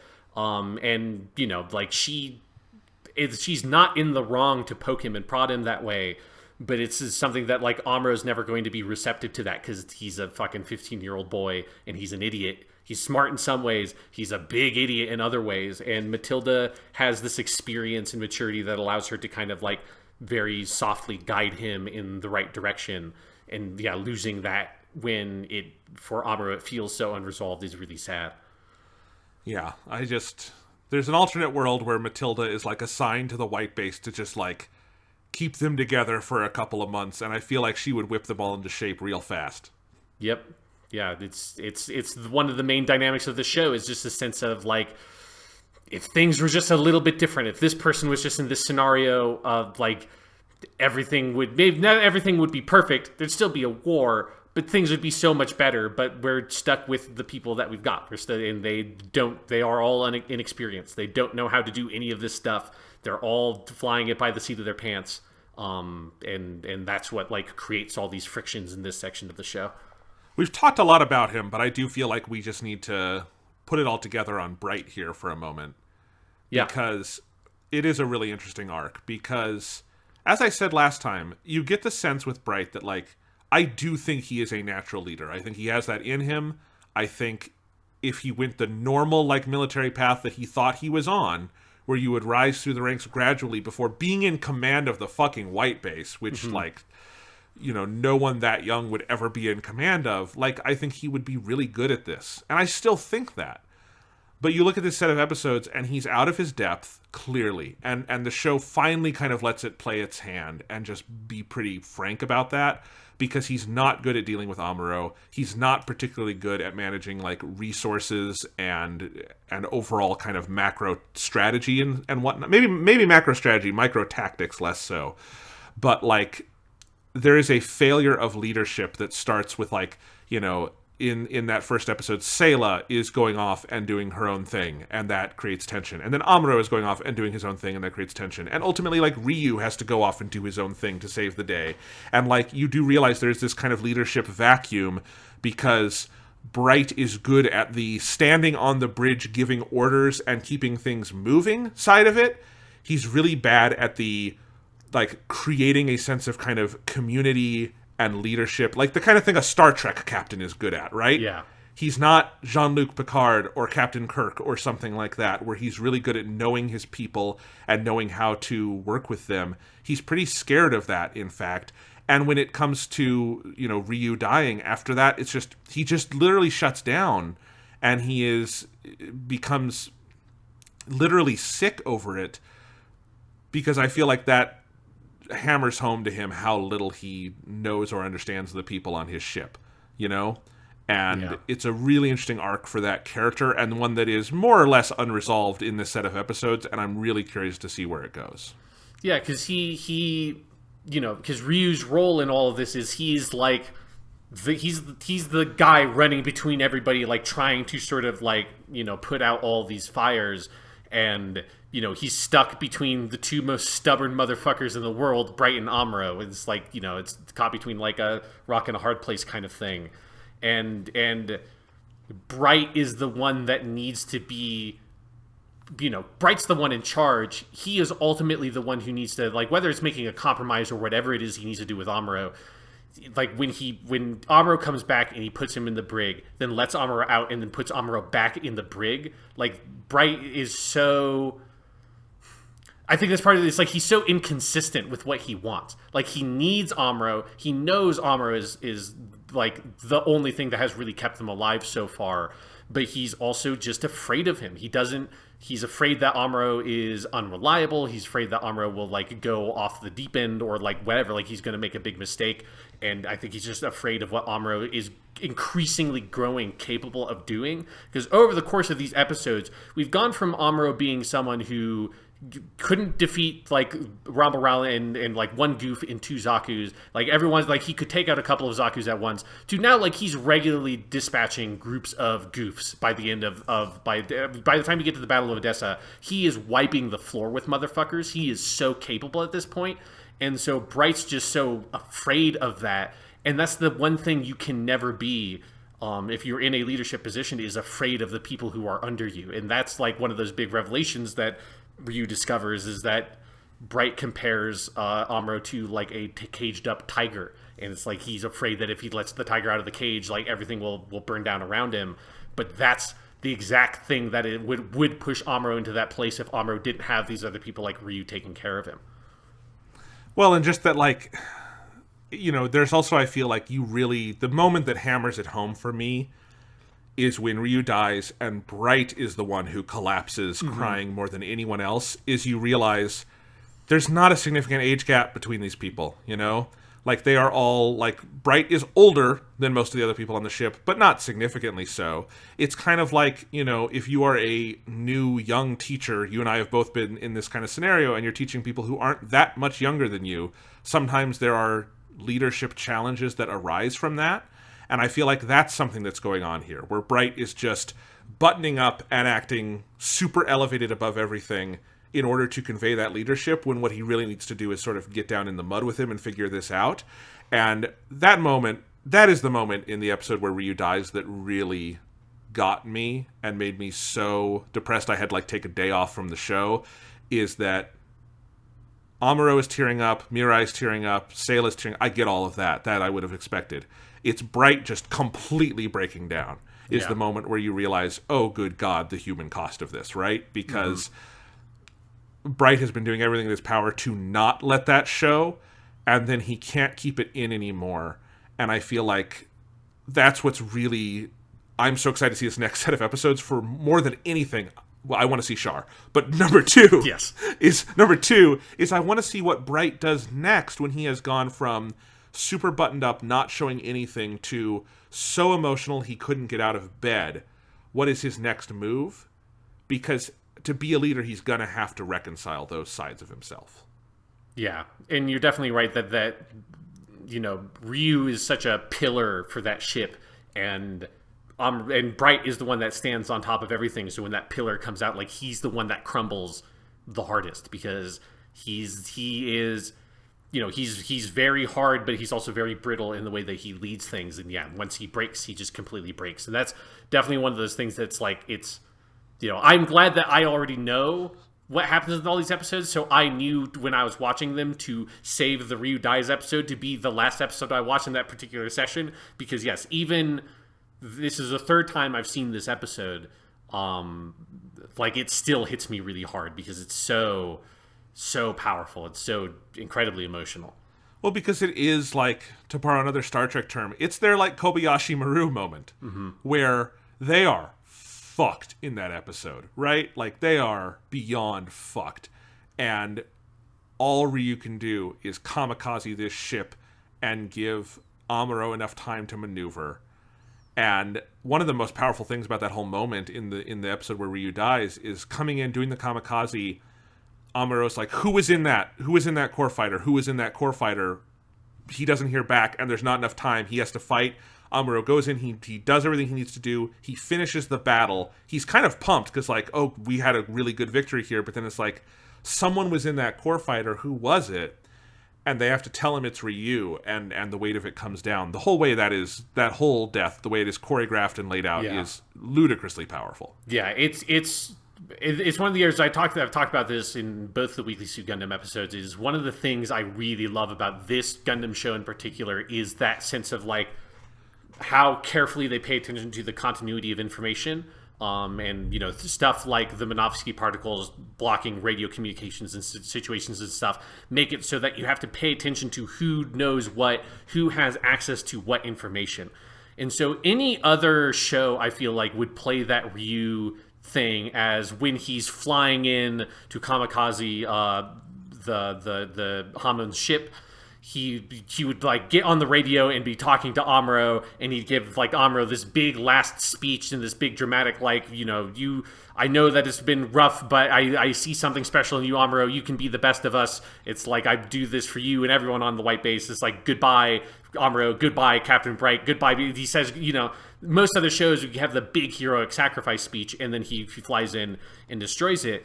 Instead, how they play it in Mobile Suit Gundam is earlier on in the episode, Ryu's, you know, he's injured, and so he's kind of falling over the place, and he says, the gun tank is stalled because one of the treads have been shot out, so he gets on a buggy and drives out to go to the gun tank. And then the next time you see him is when that core fighter's coming in. It cuts really quickly to a shot of the interior of that core fighter. It collides with the ship, explodes.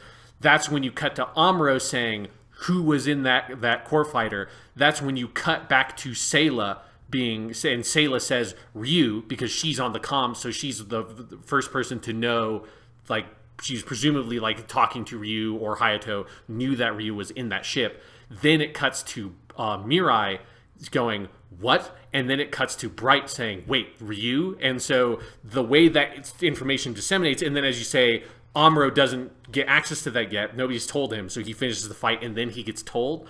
So it's the way that information gets disseminated. Oh, and actually one of the other characters it gets to there is Hayato, because Hayato's the other person that knows that Ryu is in that ship. And so the way that they show that information moving throughout the crew as it gets passed on by the people who know who was in that ship, it's one of the things that makes it so shocking, because you get to see like this much more realistic version of, oh, it's not everyone just at the same time going gasping. It's this progression of new people finding out what has just happened and you following that. And every time I watch this episode, I'm so incredibly impressed by what is really like 30 seconds of animation, but like the elegance of who they cut to and like the one line of dialogue, like the Ryu or what or whatever they say. It's so effective, and the way that they edit that scene together adds so much punch to that sacrifice that otherwise would like always be a good story point because Ryu's a great character and it's sad to see him die. But the execution of it to me is what pushes it over the edge to being like, for me, like one of the most memorable deaths of a character in a TV show. Absolutely. And we should just talk about that episode as a whole. That's episode 21, Sorrow and Hatred. And because that's also the one where Hamon dies, you know, yep. And that's her, because this is the episode after Ramba Ral has died. And so Hamon is going to go on basically this big suicide mission because the ship she's got all these explosives in the ship, and she's going to charge the white base and basically wipe them all out. And that is also what adds so much to it, is this, they are attacked by the full force of Ramba Ral's remaining forces. And they are already, like, they were pretty well taken out by everything that happened with Ramba Ral and that attack. And they're barely skating through. Ryu dies. The action choreography of that whole scene is fucking great, too, where, like, doesn't Amuro, like, kick the fucking base back over the horizon and like shoot it, because that's also one of the best Gundam moves in the show. Yeah, because the big, I forget what it's called, but the big like hovercraft that Hamon has filled with explosives that's ramming into the Gundam below the white base. He realizes, oh, this is a hovercraft. That means if I blow up one of the engines, this is going to spin out of control. So he shoots one of the engines, the thing starts spinning. Yeah, then he kicks it and then shoots it. Yeah, it's like I feel like some Japanese video game designer, like you're someone who's grew up to be a video game designer in Japan, saw that episode and was like, that's cool. Because I feel like that's a kind of thing you do in a lot of video games. It's like destabilize this thing and then kick it and then shoot it, because that's a very cool series of events to do. It is. And then the whole funeral sequence at the end, where you also have Kai and Hayato recounting how Ryu got onto that core fighter, and filling in the gaps. Again, Gundam is a super qualitatively consistent show. There are not episodes that are notably better or worse than other ones, other than 15. I think that is probably the best episode of this stretch, though. If I were just to pick one, I think it is pretty much a perfect episode, and the punch it delivers at the end is truly sobering. Yeah, I agree. It's definitely one of my favorite Gundam episodes. It also, as with every Gundam episode, there are always like all these little moments scattered throughout that are these little tiny details that are so perfect. That one has one of my favorites, which is Hamon. Again, it's another scene that you have seen a million times, and usually you just kind of ignore it because like this is so generic. Is Hamon giving the speech to the soldiers and saying, we are, anybody who does not want to be on this mission, like nobody will blame you, but we are here for Ramba Ral and all this. And you've heard that kind of speech in a million other shows, but she gives that speech, and then she walks up to a soldier, shakes his hand, and says, "Thank you for being with me on this, Steve," or whatever, the Gundam name he has. And then she goes up to the next one and says, "Thank you so much. Like, Ramba Ral would be proud of you, Tom." And then she just goes down the line, says like 4 or 5 characters' names, and then you have like a big wide shot showing her as she's going down the line and cuts away. And that moment like is so much of the vibe that Ramba Ral and Hamon have of they're not just soldiers, they're not just commanding officers. I mean, Hamon's not even technically part of the Zeon military. She's just fucking badass and loves Ramba Ral, so she's on this mission with him. They know the names of every single person under them, and like have not just know their names, but have like a relationship with everybody. And again, that's like the distinction with Bright.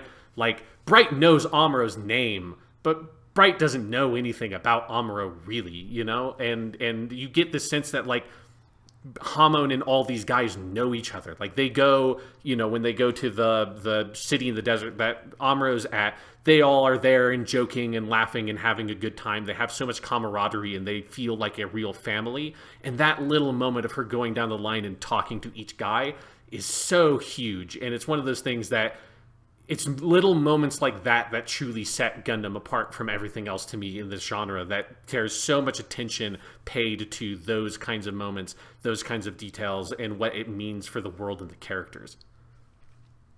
Absolutely.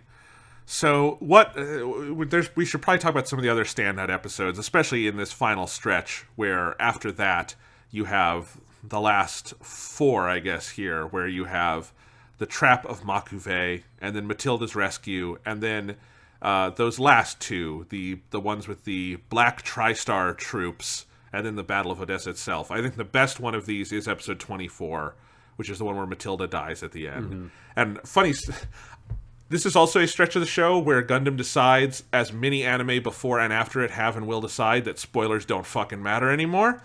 Because the episodic preview for the Black Tri-Star episode where Matilda dies just starts with a clip from the scene where they all take a picture together, and it's like this very heartwarming scene, and then it says, "In an attack on the white base, Matilda perishes." And I'm like, what?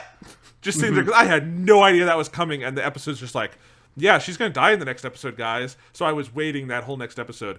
But that episode 24, holy God, that one is very close to Sorrow and Hatred for me in terms of, because you said this earlier, like it builds this entire arc with Matilda up to her death in one episode, just starts and finishes it.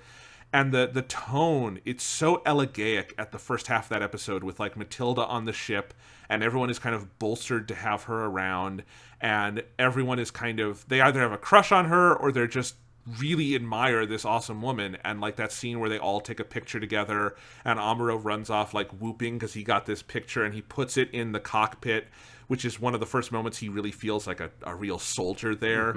And then everything goes to shit at the end because Kycilia has sent the big like black TriStar troops, which are the next big, mech suits from Zeon. And then Matilda dies in that final battle and everyone just kind of breaks down in the funeral again. It's very unique from episode 21 in terms of, how it depicts a character death, but it is very impactful in its own way. Yeah, because it's definitely, like, this episode, like, kind of, I think, more directly builds to the sense that Matilda is going to die. Because they, if I remember correctly, they don't spoil Ryu's death in the, like, they hint that, like, something tragic is going to happen, but they don't say that. And I feel like it's intentional that, like, you're kind of meant to understand, like, something bad's going to have. Like, you wouldn't have all these moments of happiness if, Gundam's going to rip that out from under you. They're not just going to give you all these happy scenes if they're not going to undercut it in some way. So I think there's this sort of intentional sense of tragedy that that something's going to happen to her. But yeah, like, it's so elegant the way the episode's put together of having those scenes early on. And I love, I just love that little moment with Kai, because Kai is just, Kai's not a character. We will, in the next set of episodes, we'll have 2 episodes that are big Kai episodes. But so far, we haven't had a lot with him. But he just has these good little moments that kind of piece things together. And so him just talking to some random fucking white-based dude and just being like, you know what? Matilda's totally my type of girl, man. I would be the happiest guy on the planet if she was my girlfriend. And she's just standing right there. And I love the way that Matilda takes all that kind of shit in stride, because that to be like as high a ranking officer as she is and being a woman, she's had to deal with way worse bullshit than that. And so like Kai's dumb thing is like the most adorable, like, it's like, I hope you find a great girl, Kai. And then she's like, oh, well, if I've already made an idiot of myself, let's all take this picture. And I love that. I think one of the details I love so much about the picture is that Amuro's not even sitting next to her. He's like a guy down, and he's got this doofy little look on his face. And it's not this like idyllic, perfect thing. And that's kind of what makes it perfect, is it feels so real. It feels like such a real version of a crush. Particularly a crush on an older woman that's like obviously would never be reciprocated. There's nothing real there, but for Amuro, it's like that's what he's got. And so having that little moment with the photo and have it be something that anybody would look at that and be like, this is the most dumb, like inconsequential thing. Like there's nothing romantic about this photo with you with Matilda, but it's, as someone who is a traumatized war boy who's been on the front lines for like months at this point, it's like the one thing he has. So of course he's going to go skipping down the hallways going, yippee, woohoo, I got this picture. I've got something. I have something new in my life I can look forward to. And Matilda is really emblematic, I think, of the kinds of characters we have in this stretch of episode who die, because her, Ramba Ral, Hamon, and Ryu, none of these are like super prominent characters in terms of how many lines they have or being in every single episode. Ryu a little more because he's there from the beginning. But even then, he's not like the uppermost tier there every minute, right? Yeah. None of these characters are, yet they are all so vibrant, And I think Matilda, more than any, because she is there the most infrequently, it amazes me how vibrant a character she is. Like, there's the scene where she talks to Amuro. They are in the airlock, like, depressurizing, and he asks her why she is in the supply corps, and she says, I wanted to help out in this time of war, but I don't want to destroy, I don't want to kill. I wanted to find a way where I could help the war, but also create something, and this is a way of creating. And that is, like, this one little glimmer of hope Amuro has of, like, a version of this life he's in that is more meaningful than what he does, because he's very much in the destroy camp, but seeing that belief is such a powerful thing, and then it's ripped out from under him like everything else. Yeah. Good God, she's a great character. She's just a great character, even if she's in like, 5 episodes total, if that? Yeah, she's only in, she's in 5 episodes. And in that airlock moment, when she says that line of, I want to be, even if I'm going to be in this war, I want to create things. And then it cuts back to Amuro, and Amuro has this, like, flashback or memory back to when he built Haro, right? Like, he made that little robot. And it's one of those things about Amuro. I like whenever the show points this out, that like, if none of this had happened, Amuro would be this like brilliant engineer the way that his dad was. Like, he was on that path, he has that capability, but instead all of his capacity to create has been pushed in the direction to make him better at destroying things. And him having this one wistful moment of, I think for him, remembering that that's who he was. He was the kid that tinkered and built like little machines and toys in his home, like in his room. That's who he is at heart, and he's so far away from that at this point that, yeah, like getting that one like glimpse of it and that memory and that idea that maybe this is a path that I could take in life, and be more like this woman, it's really powerful. And then it, you know, of course it has to be taken away from him because we're halfway through the show. He's still got to be the Gundam boy. He still needs to go fight enemies. He needs to win this war for us. He can't leave yet, and it's the tragedy of Gundam is that you want Amuro to get the fuck out of this situation because he's a good kid, but if he gets the fuck out of the situation, then what happens to everything else? Indeed. And then this stretch of episodes ends with the Battle of Odessa, which I love the balls on Gundam to say every other anime before us, after us, especially after us, would make the Battle of Odessa 13 fucking episodes or something, right? No. One episode, mostly the second half of that episode, and we're going to deal with the whole thing where there were multiple traitors in the ranks of the Federation hierarchy here. We're going to do that all in 22 minutes. That's going to be a tight 22. That's amazing. Yes, the amount of stuff that the Battle of Odessa deals with, where it resolves, like a thing that we had seen in a couple of scenes in the previous episodes, that M'quve has a mole on the inside with the Federation, and so Amuro resolves that whole situation when he's out on that sortie with Sayla in the G-Fighter. Then you have the Battle of Odessa, and so you get his, you know, I like the way the show handles the battle also, that it's not like, here's kind of like with that fight with Ramba Ral. It doesn't just show a bunch of meaningless, like, here's a bunch of mobile suits whose pilots, we have no idea who they are, just blowing each other up. You have pictures of maps and arrows on the maps, and you have General Revel talking about stuff. You have M'quve, like, you get a little sense of their battle plans, but it's mostly Amuro and the White Base fighting off the remaining two black tri-stars, the black duo stars, or whatever they would be now, and dealing with that side and kind of coming up to M'quve's rear. And then also the episode does the whole M'quve threatens to launch a hydrogen bomb. You have the great, brilliant moment where it cuts to General Revel and the narrator just says, and it is said on that day, and in that moment, General Revel didn't say a single word. Instead, he simply waved his hand to continue the advance. And it's like, I love the narrator in this episode because he just gets some great fucking lines. And so then M'quve launches the nuke. Bright gets on the radio, tells Amuro, they're launching a nuke. We need you to fix it. And Amuro's like, you have got to be shitting me. Of all the like impossible bullshit things someone has gotten on the radio and told me to fix, this one takes the goddamn cake. He's like, well, we've got a diagram. If you just, you know, cut it along this very precise line near the head of the you know, you don't want to hit the head of the missile because it'll blow up. If you hit below it, it'll keep on going and explode. You got to hit right here on this little diagram with your fucking laser sword. And I was like, okay. And so then while he's going to go destroy the fucking bomb, he defeats both of the other black TriStar guys, gets on the ship with Hayato, jumps up and disables the war, or the nuclear warhead. That's all one episode, and it's perfect. It's fucking so good. It's so good. Because this is also just something that's very smart about Gundam. And you know, I wonder if Tomino would tell us, like, if he had infinite time, I would have made the Battle of Odessa 5 episodes or something. You know, like, if I had infinite time and money. But they didn't, and there's a certain brilliance in the economy of storytelling to say, do this all at once, and we don't show the entire battle, because, one, we don't actually have the time and money for it, but it's not needed. You don't need to see every front of the battle going on and get this big, like if this were a Game of Thrones thing, this would be a 90-minute fucking battle at the end of a 10-episode season, and most of it would be unnecessary. Let's just focus on what our characters are doing and what matters there.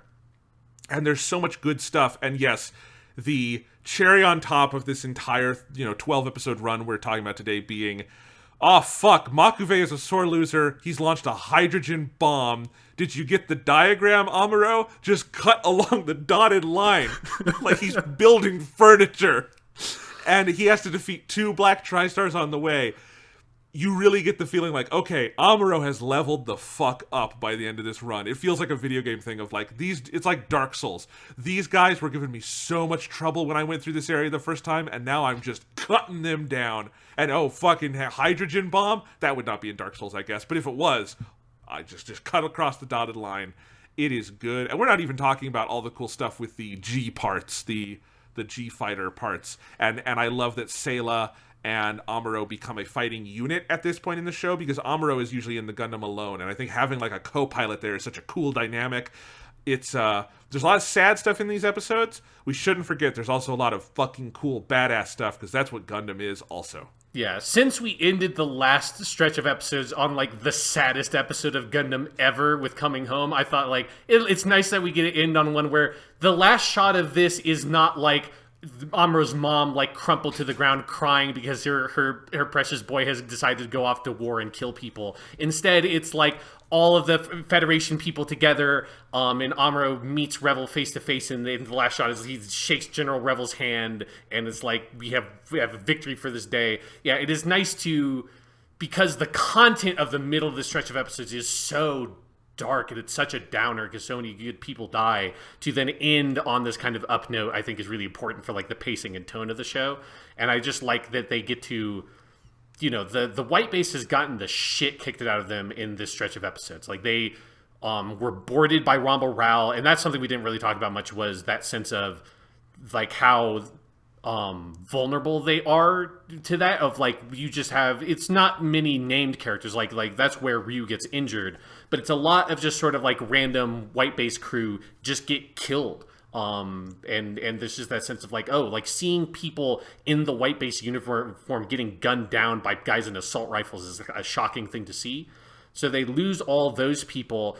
Then Bright collapses after Ryu dies, and then the white base gets shot down and grounded after M'quve's trap. And so that whole like series of defeats and losses they've suffered, I think it's really important that you have this moment where they come back from that, and it's a good kind of reset point for then Char coming in and all the shit we'll get to in the next stuff. Yeah, it's very good.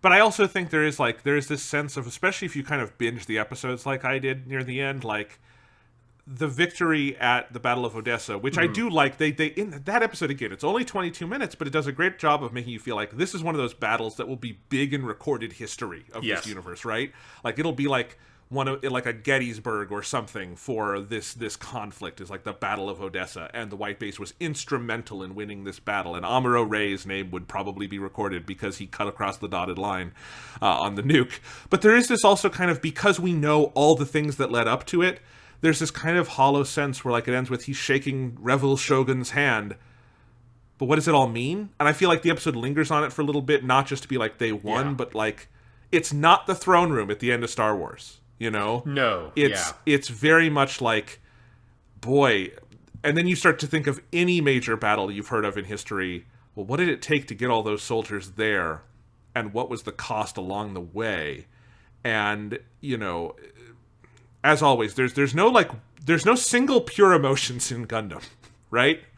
You can never be fully tragic or fully victorious. There's always some shades of gray in there, and I think it's subtle, but I do think the Odessa battle episode does that. Yeah, absolutely, because you also have a moment, a very brief moment near the end of that battle where M'quve does escape.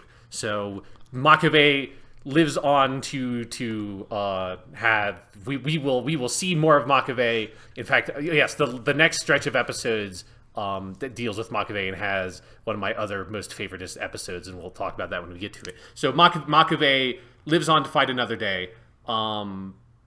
And he has this moment where he has his fucking like vintage ancient Chinese like decanter or whatever, fucking, you know, he's this weird like artsy dude, and he flicks it and it makes a pinging sound, and he says, "We may have lost this battle, but the resources that we got from all of those mines will allow Zeon to continue to fight for years." And it is that sense of we did win the Battle of Odessa, but the war is far from over. And it's like this is one step in the next phase of pushing the Zeon forces back. Can I ask a question? Yeah. Why the hell is M'quve's name romanized the way it is in the English writing? It's in Japanese it's the katakana M'quve, which is interchangeable with ve. But then you have in English they do M''Quve. It looks like it's M'quve or something. Yes. So all of the romanizations of Gundam names are official from the Japanese source. So all of them, because at the very least for like Universal Century Gundam, I don't know if that's true of every single Gundam series. Because all the Gundam names they're not Japanese, so they're all written in katakana. So they all have official English spellings, but those English spellings, generally speaking, come from someone who is not a native English speaker. The biggest one of those of where it's I just don't understand how this is how you romanize this name is there's a really great character in Double Zeta Gundam named Puru, Puru, or she's LP Puru is her name. And then in the official romanization, it's Elpeo, E-L-P-E-O, Pla, P-L-E. It's I don't know how the fuck you go from LP Puru to Elpeo Pla, but so sometimes you have weird romanizations. Yeah, it's the Q that throws me off more than anything, because you put a Q and a U together, that is not a Ka. Yes. And it's but in Japanese, you would always have a U there, because that's how it's always a consonant and a vowel put together. But it's just, you could have left it with the K, and I probably would have gotten it, even though that implies you would say M'quve, not M'quve, which is what they're saying. So it's it's a little weird. It's fine. It was just that does make more sense now that I'm okay, they created it. I get it. They're gonna do weird eccentric things with English, which I love. Yes. Because we didn't even mention the other best named character in this stretch. It's a very minor character, but my boy Job John. Yes, Job John, who he has been with us the whole time. He's the weird blonde boy on the white base. But I think this is the first time anyone has said his name. I would have noticed it, I promise. Yes. It's such a good name. And it's when Amuro says, because sometimes they just call him, maybe we've heard him be called Job. Yeah. This is, I think, the first time we have Amuro just say Jobu Jonu. And it's Job John is just all-time great Gundam name. We have another really great Gundam name also, which actually there's a scene we should probably talk about some of the Sayla stuff also with this. But when Ramba Ral encounters Sayla and he's princess, you're the princess Artesia, what the fuck are you doing here? I'm Ramba Ral. Do you remember me? I'm Ramba Ral. I served with your father Zeon Zum Daikun. I'm the son of Jimba Ral. Jimba Ral, yes. I want the spin-off show that is about the Ral clan, through the ages. And, we get, a Jimba and Ramba Ral show. I know there's some of that in, the Origin OVA thing. Jimba Ral is in the Mobile Suit Gundam, the Origin. Yes, so if you want to... Which means I will be watching that. Oh, it's so good. Yeah, you definitely should watch it. But yes. So Ramba Ral, son of Jimba Ral. It makes me think of, Aragorn, son of Arathorn. We're gonna have to do, Sean, at the end of this project, top 10 names from Mobile Suit Gundam 79, and just each do our own list of what are the best fucking names in this series, because there are a lot to choose from. I mean, when Job John is just one of your kind of random red shirt extras on the ship, and not your main character, you have a deep bench of weird ass names, and I fucking love it. Yeah, Gundam is well known for just having the most incredible, weird, sci-fi human people names. It's Job John and Jimba Ral, fantastic. I'm glad it gives me a lot of ideas for if I eventually have children. I'm not going to a baby name book, Sean. I'm going to Gundam. Yes, Jimbo Ral Lack. That'd be hey, that kid would grow up and he would eventually see the show and be like, I get it, Dad. I get it. Yeah.